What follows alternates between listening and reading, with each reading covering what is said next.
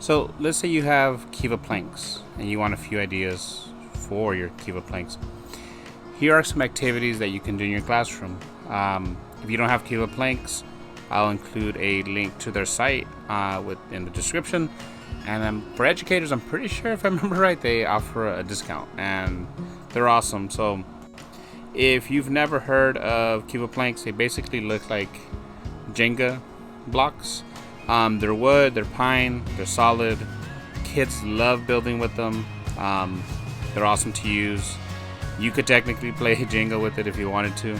But I'm going to show you some activities to get the kids thinking about design, about how to make things stronger structures. So now we're talking about architecture even, maybe. So the first one is create an animal. So what you do is you get a handful of Keva planks, start passing them out to students, put them in groups of 2 to 3. That usually works best for me. If they want to work solo, I'm okay with that also. And you just start passing them out little by little. Okay, here's a handful for you, handful for you. Kind of keeps everything under control also, so they got to come up and get some more from you. That way they don't just come in and grab like a giant pack of them. So hand them out.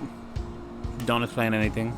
They can either do it 2D, like this crab right here, which here's his eyes if you don't see it, and here's his claws.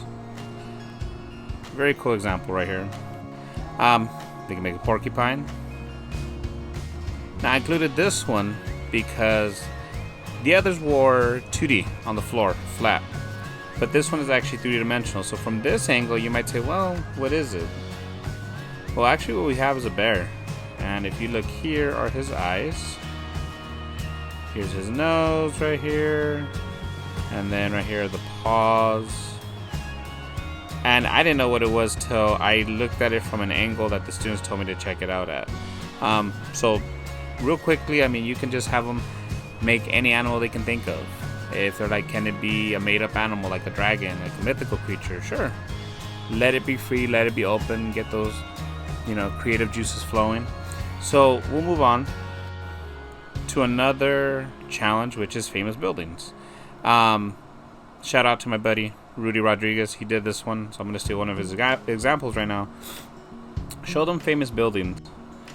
For example, he showed this one to his class as an example. He let them search online, and here we go.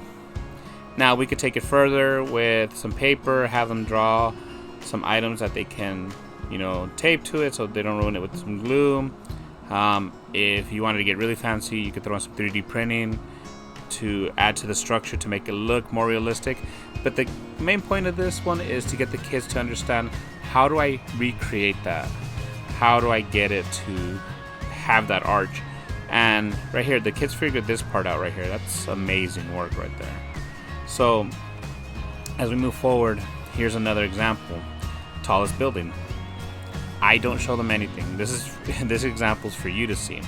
I tell them just make the tallest building, and so it doesn't fall over, but I don't tell them that it's also tallest plus strongest building. So in the end, what happens is you start putting items on top and challenging the kids, and then eventually some will fall over. Hopefully you end up with something like this, where you're stacking stuff over and over. And this was one that lasted at the end. It was the only one. And I was like, okay, well, we're done. Do you want to stop? No, let's keep going. I think this was the last book we put on there before it fell over. So it handled, 2 packs of filament. 1, 2, 3, 4, 5, 6, 7, 8, 9, 10, 11 books.